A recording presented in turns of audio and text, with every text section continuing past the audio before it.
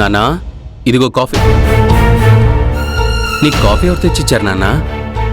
వర్ష తెచ్చిచ్చిందిరా. అవునా? అరే రామరాజు, నేను రాత్రి బాగా తాగున్నాను.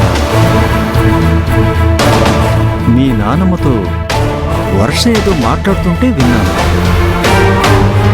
అదేంటో గుర్తు రావట్లేదు. మనవరాలు కాబట్టి తన అమ్మమ్మతో ఏదో చెప్తూ ఉండుంటుంది. దాంట్లో ఏంది నాన్న? అది కాదురా. మీకు అసలు బుద్ధుందా? తాగి రూములో పడుండక అటు ఇటు ఎందుకు తిరుగుతున్నారు? ఆ వర్ష ముందు పరువు తీశారు. వర్షాన్ని మన అబ్బాయి పెళ్లి చేసుకోవాలి. మీకు అసలు అది గుర్తుందా?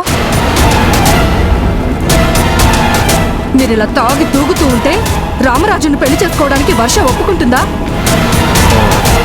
అది కాదు దుర్గా, మందులోకి నీళ్లు దిక్కుపోయి అక్కడికి వెళ్ళాను. ఇంకొకసారి మీరు వర్ష ముందు తాగి కనపడినా, పరువు తీయాలని ప్రయత్నం చేసినా నేను ఊరుకొని చెప్తున్నాను. దుర్గా, నువ్వు చెప్పినట్టు చేస్తానులే గాని, పెద్దమ్మ దగ్గర వర్ష ఏదో ఎమోషనల్ అయి మాట్లాడుతుంది. ఇందాకటి నుంచి మాట్లాడింది అంటున్నావు. ఏం మాట్లాడిందో చెప్పు నాన్న. మత్తులో ఉన్నాను కదరా, ఇప్పుడేమో మత్తు దిగిపోయింది. మళ్ళీ మత్తెక్కితే గాని గుర్తురాదు. తాగడానికి ఏదో ఒక వంక చెప్పక నాన్న. రాను రాను మరీ దారుణంగా తయారవుతున్నావు.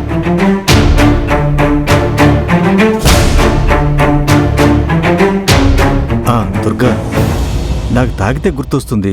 డబ్బులు ఇవ్వు దుర్గా. రోజు ఇస్తున్నాను గాని ఈ రోజు అస్సలు ఇవ్వను. మీరు ఇలా తాగి రావడం అస్సలు కరెక్ట్ కాదు. ఏం చేసుకుంటారో చేసుకోండి. నేను కొటేషన్ కొట్టనా? కొటేషన్ కొట్టద్దు, ఈ రోజు మందు కొట్టద్దు.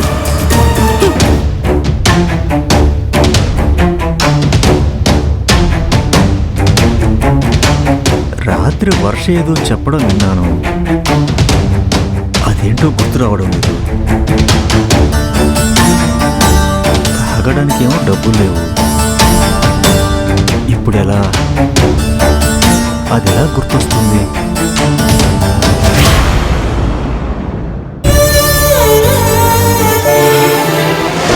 చూస్తున్న నిజం నీ దగ్గర దాచిపెట్టక తప్పలేదు.